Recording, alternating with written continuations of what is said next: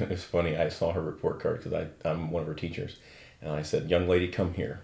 And then she got real nervous. I said, "How dare you get A's and B's this quarter?" And she about lost her mind. So yeah, we're on the right road. We're excited.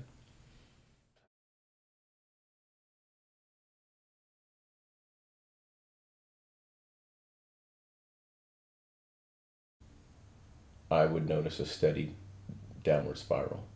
Her she wasn't ever a straight A student, but she had done well. And then, man, third, fourth, fifth grade, we even held her back a year, thinking maybe, that was part of the problem. But still, even then, her teacher was, she wasn't hyper. It was very difficult for her to focus.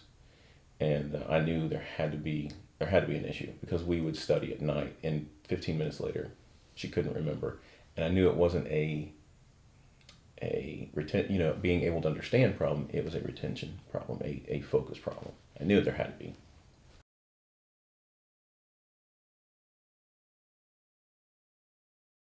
I work at an orphanage. I see all kinds of kids come through there with different kinds of issues.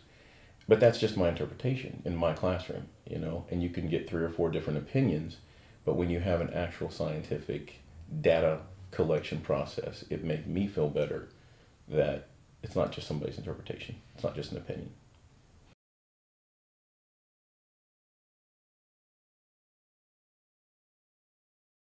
Her self-esteem is completely different. Um, at the end of last 3 years, she felt like I'm stupid, and I'm never going to be able to get A's and B's. It's not easy for her, but I think with the treatment program with NEBA and everybody else realizing there's an issue, we come and the doctor is able to put us on a treatment plan that is obviously working because there's no way in the world that there's that big of a turnaround just because she decides to do it. You know, there was an issue, and along with NEBA and the doctor's treatment plan, we're on the right road.